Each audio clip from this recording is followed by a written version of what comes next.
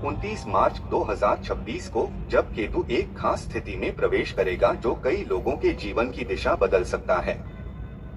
अभी केतु मिथुन राशि के तीसरे भाव में रहकर धीरे धीरे परिस्थितियों को आकार दे रहा है और उसकी ऊर्जा सिंह राशि की तरफ सक्रिय हो रही है, जो कि सत्ता, पहचान और सम्मान का प्रतीक मानी जाती है। साथ ही मघा नक्षत्र, जिसकी ओर केतु बढ़ रहा है, उसका अर्थ ही है पूर्वजों का आशीर्वाद और राजसी ऊर्जा का जागरण। अब असली सवाल ये है कि जब एक रहस्यमयी और त्याग का प्रतीक ग्रह इस राजयोग से जुड़ता है, तो क्या ये हमें ऊंचाइयों पर पहुंचाएगा या फिर पहले हमारी परीक्षा लेकर हमें तोड़ने की कोशिश करेगा? क्योंकि केतु का स्वभाव ही ऐसा है कि वो पहले रास्ता रोकता है, भ्रम पैदा करता है और फिर सही दिशा दिखाता है। ये समय ऐसा है जहां हर काम में थोड़ा संघर्ष जरूर दिखेगा, लेकिन यही संघर्ष आगे चलकर बड़ी सफलता की नींव भी बना सकता है। लंबे समय से जो चीजें अटकी हुई थीं, जो प्रयास बार बार असफल हो रहे थे, अब उनमें धीरे धीरे गति आने लगेगी, क्योंकि केतु का लंबा प्रभाव अब एक नए मोड़ पर पहुंच रहा है।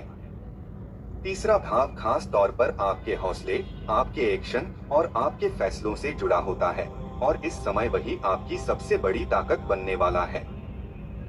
अगर आपने डर के बजाय हिम्मत चुनी और मौके को पहचानकर कदम बढ़ाया, तो यही समय आपको वहां पहुंचा सकता है जहां आप लंबे समय से पहुंचना चाहते थे। यानी असली जीत अब आपके साहस पर निर्भर है। तीसरे भाव में केतु का होना एक खास संकेत देता है कि जिन लोगों का जुड़ाव technology, IT, sports, digital work या किसी भी ऑनलाइन प्लेटफॉर्म से है, उनके लिए ये समय अपने स्किल और पहचान को बढ़ाने का मौका बन सकता है, क्योंकि तीसरा भाव मेहनत, कम्युनिकेशन और एक्शन का होता है, जहां इंसान खुद को साबित करता है। यही वह जगह है जहां लगातार प्रयास आपको आगे लेकर जाते हैं, भले शुरुआत में रुकावटें क्यों न आए। अब अगर काम त्रिकोण की गहराई में जाएं, तो इसमें सातवां भाव एक बहुत महत्वपूर्ण भूमिका निभाता है, क्योंकि यही वह स्थान है जो आपके रिश्तों, पार्टनरशिप, विवाह और उन सभी कनेक्शनों को दर्शाता है जो सीधे आपके जीवन की दिशा को प्रभावित करते हैं। अगर इस क्षेत्र में पिछले कुछ समय से रुकावटें आ रही थीं, बार बार गलतफहमियां बन रही थीं, या चीजें बनते बनते बिगड़ जा रही थीं, तो केतु का नक्षत्र परिवर्तन धीरे धीरे इन उलझनों को सुलझाने की प्रक्रिया शुरू कर सकता है।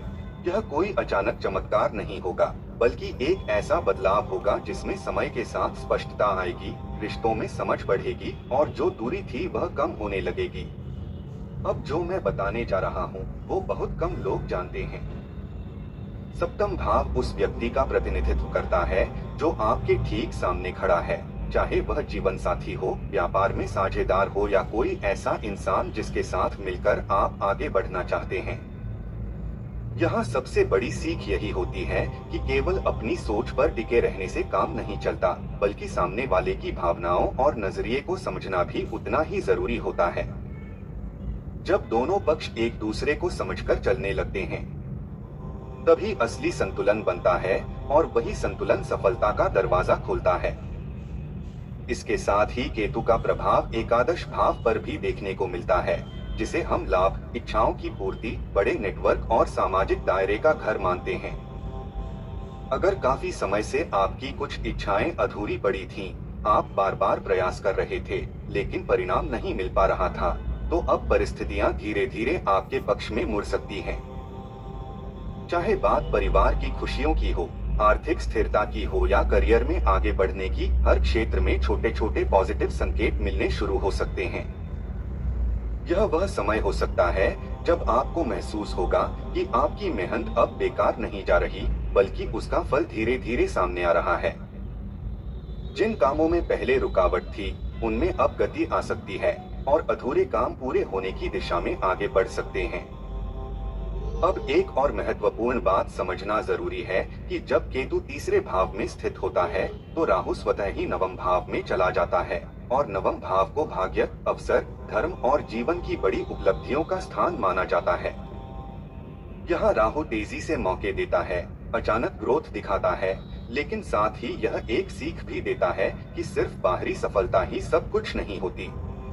अगर आपकी जड़ें मजबूत नहीं हैं, अगर आपके अंदर धैर्य, स्थिरता और सही दिशा का अभाव है, तो यह तेजी ज्यादा समय तक टिक नहीं पाती। राहु आपको ऊंचाई तक पहुंचा सकता है, लेकिन वहां टिके रहने के लिए केतु की जरूरत होती है, जो आपकी नींव को मजबूत करता है। इसलिए अगर आप सच में बड़ा नाम, बड़ी पहचान या आर्थिक उन्नति चाहते हैं, तो आपको सिर्फ मौके का इंतजार नहीं करना है, बल्कि खुद को अंदर से भी तैयार करना है। मेहनत, निरंतरता, धैर्य और सही निर्णय लेने की क्षमता, ये सब मिलकर आपकी जड़ों को मजबूत बनाते हैं। जब आपकी नींव मजबूत होती है, तभी राहु के दिए हुए अवसर लंबे समय तक टिकते हैं और आपको स्थायी सफलता मिलती है। यही संतुलन असली खेल है, ऊपर की चमक और नीचे की मजबूती का। और जो इस संतुलन को समझ लेता है, वही अपने जीवन में बड़ी उपलब्धियां हासिल कर पाता है।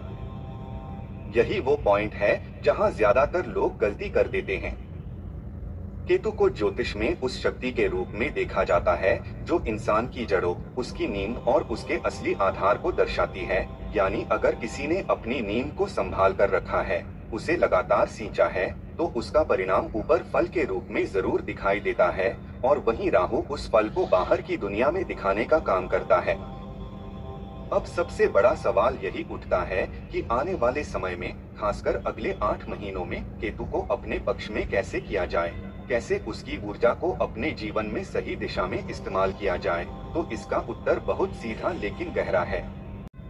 केतु सिर्फ 2 चीजों पर काम करता है, त्याग और भक्ति। अब जरा खुद से पूछिए, जो भी आप अपने जीवन में कर रहे हैं, क्या उसमें केवल अपना ही फायदा देख रहे हैं, या फिर उसमें दूसरों के लिए भी कोई जगह है? क्या आप किसी और के लिए कुछ छोड़ पा रहे हैं, किसी और के जीवन में थोड़ा सा योगदान दे पा रहे हैं? क्योंकि आज के समय में हर इंसान सिर्फ अपने बारे में सोचता है, लेकिन जो व्यक्ति दूसरों के लिए सोचता है, वही असली मायने में आगे बढ़ता है और वही उस ऊंचाई तक पहुंचता है जहां से असली सम्मान और सफलता मिलती है। यही केतु का असली संदेश है कि अगर आपने निस्वार्थ भाव को अपनाया, तो रास्ते अपने आप बनने लगते हैं। अब दूसरी बात आती है भक्ति की, और भक्ति कोई कठिन साधना नहीं है। यह एक ऐसा भाव है जो साधारण इंसान को भी असाधारण बना सकता है, क्योंकि कई बार जो चीजें बड़े बड़े ज्ञानी या तपस्वी भी हासिल नहीं कर पाते, वो एक सच्चे दिल वाला इंसान आसानी से पा लेता है। केतु उसी मार्ग की ओर ले जाता है जो इंसान को ईश्वर से जोड़ता है। यानी अगर जीवन में कोई शक्ति आपको भीतर से मजबूत कर सकती है, तो वह भक्ति ही है।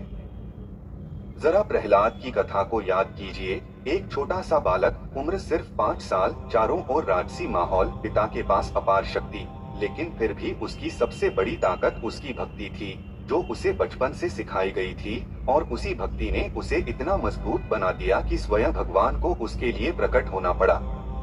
इससे एक बहुत बड़ा संकेत मिलता है कि अगर शुरुआत से ही जीवन में सही संस्कार और ईश्वर के प्रति सच्चा भाव बना रहे, तो इंसान चाहे कितनी भी कठिन परिस्थितियों में क्यों न हो, अंत में वही विजयी होता है और ऊंचाई तक पहुंचता है।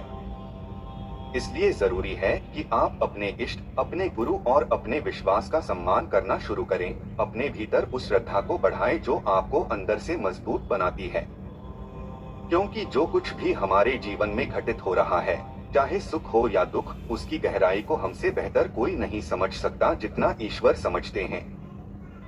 और अगर इस समय जीवन में चुनौतियां हैं, रुकावटें हैं, तो इसका मतलब यह भी हो सकता है कि आप उस नजर में हैं जहां आपकी परीक्षा ली जा रही है। क्योंकि अक्सर वही लोग परखे जाते हैं जिनसे उम्मीदें ज्यादा होती हैं। तो घबराने के बजाय इसे एक संकेत समझिए कि आप सही रास्ते पर हैं और आने वाला समय आपको इसका फल दिखा सकता है। अगले 8 महीने खास तौर पर ऐसे हो सकते हैं जहां आपकी आस्था, आपका धैर्य और आपका नजरिया मिलकर आपको एक नई दिशा दे सकते हैं। बस जरूरत है उस भावना को सच्चे दिल से अपनाने की। उम्मीद करता हूं कि आपने इस बात को महसूस किया होगा, और अगर मेरी ये कोशिश आपको सही लगी हो, कुछ नया समझ आया हो, तो हमेशा की तरह अपना सपोर्ट दिखाना मत भूलिएगा। लाइक और कमेंट जरूर कीजिएगा, और अगर अभी तक जुड़े नहीं हैं, तो चैनल को सब्सक्राइब करना भी याद रखिएगा। इसी सकारात्मक ऊर्जा के साथ आपका दिन शुभ रहे। जय श्री राम।